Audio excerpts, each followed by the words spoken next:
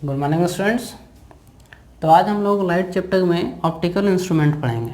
ठीक है, optical instrument में हम लोग क्या क्या पढ़ते हैं। इसमें पहला हम लोग का होता है सिंपल माइक्रोस्कोप। ठीक है,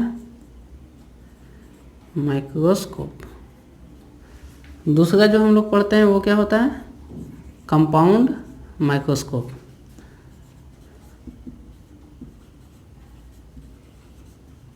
और तीसरा जो हम लोग पढ़ते हैं वो क्या होता है, टेलीस्कोप। ठीक है, तो आज जो हम लोग देखेंगे वो हम लोग सिंपल माइक्रोस्कोप और कंपाउंड माइक्रोस्कोप देखेंगे, उसको समझेंगे।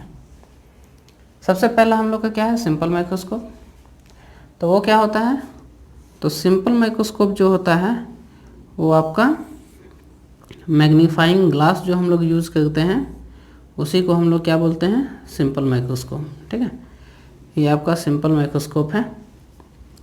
ये काम कैसे करता है, तो इसमें क्या होता है कि ये एक कन्वेक्स लेंस इसमें होता है इस तरह का। ठीक है, और ये इसका प्रिंसिपल एक्सिस हो गया। ये यहाँ पे ऑप्टिकल सेंटर P है, इसको हम F' मान गए, यहाँ पे हम 2F' मान गए। ये आपका F है, ये आपका 2F। ठीक है, जब हम लोग सिंपल माइक्रोस्कोप से देखते हैं तो ऑब्जेक्ट जो होता है हम लोग का वो F' और P के बीच में होता है, यानी कि वो आपका यहाँ पे कहीं पे होगा। ठीक है, क्योंकि आप F' के बाद इधर कहीं भी ऑब्जेक्ट को रखिएगा तो उसका इमेज इधर कभी नहीं बनेगा, तो हम लोग को उससे वो दिखेगा ही नहीं। तो जब भी हम लोग को ऑब्जेक्ट यदि उससे दिख रहा है और ऑब्जेक्ट के कंपैरिजन में बड़ा दिख रहा है तो ऑब्जेक्ट हम लोग का कहाँ है, P और F के बीच में ही है कहीं भी। तो इस तरह से आपका, तो इसका देखिए इमेज कैसे बनेगा। ये यदि पैरेलल जाता है प्रिंसिपल एक्सिस के तो ये आपका फोकस से होके जाएगा। ठीक है, ऐसे गया, ऐसा निकल गया। और यदि ये आपका P से होके जाता है तो ये ऐसे ही निकल जाएगा।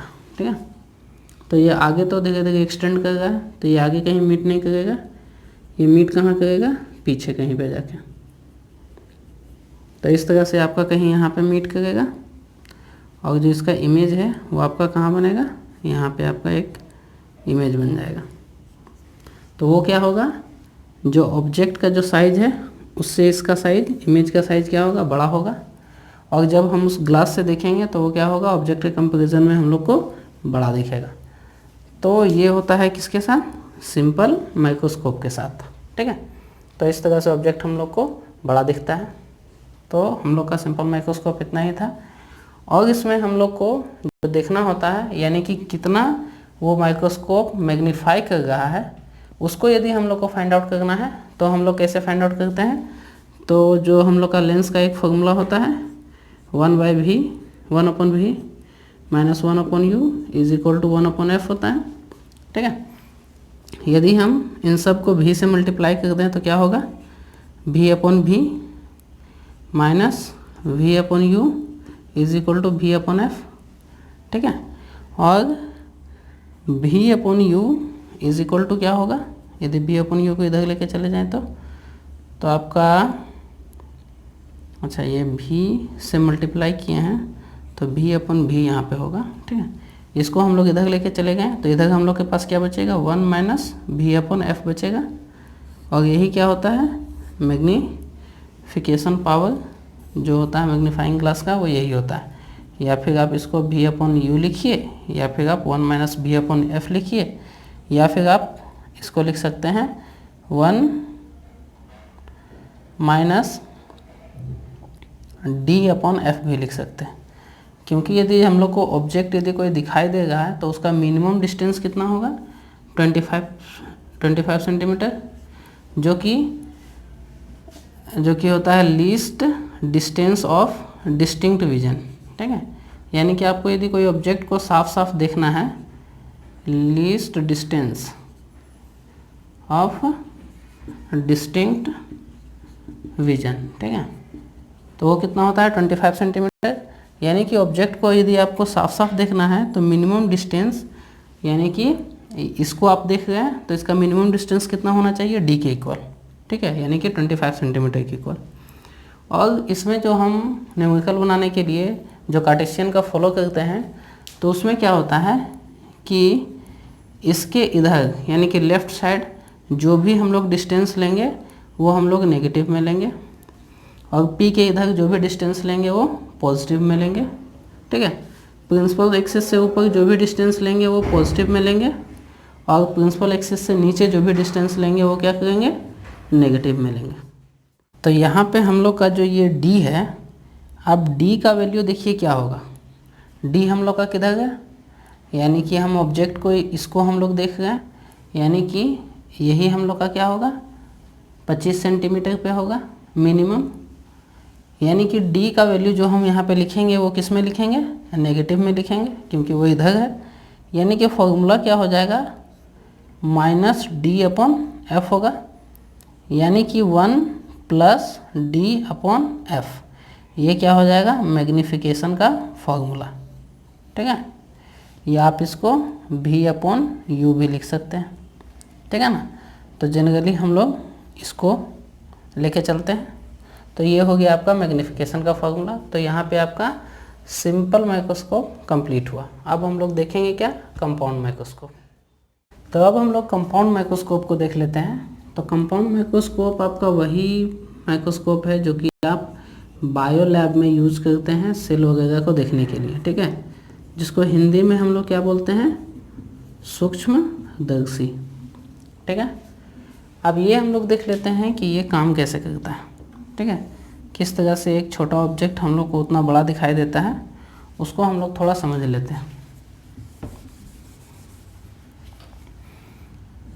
तो इस तरह से आपका 2 कॉन्वेक्स लेंस उसमें रहता है, ठीक है। ये इसका हो गया प्रिंसिपल एक्सिस। अब हम लोग F to F, ये आपका हो गया F, ये हो गया आपका 2F, ठीक है। अब यहाँ पे कोई एक ऑब्जेक्ट हम लोग रख देते हैं। यहाँ पे जब हम लोग ऑब्जेक्ट रखेंगे तो इसका इमेज कहाँ बनेगा, जब पैरेलल लाइन जाएगा ऐसे होके क्रॉस करेगा, जो P से होके जाएगा वो सीधा उसी तरह से निकल जाएगा, यानी कि कुछ इस तरह से निकल जाएगा। आपका यहाँ पे क्या बन जाएगा, इसका इमेज, ठीक है। अब इस लेंस के लिए ये इमेज है, लेकिन इस लेंस के लिए क्या होगा, ये उसका ऑब्जेक्ट होगा, ठीक है। अब इसका F हम यहाँ कंसिडर कर लेते हैं, ठीक है। तो इधर भी आपका F कुछ इधर होगा, ठीक है। जब ये इधर पैरेलल जाएगा प्रिंसिपल एक्सिस के, तो ये निकलेगा किधर से, फोकस से होके, ठीक है ना, जाएगा कहाँ से, फोकस से होके। फिर जब आपका P से होके निकलेगा तो किधर से होके जाएगा, तो सीधा निकल जाएगा सीधा।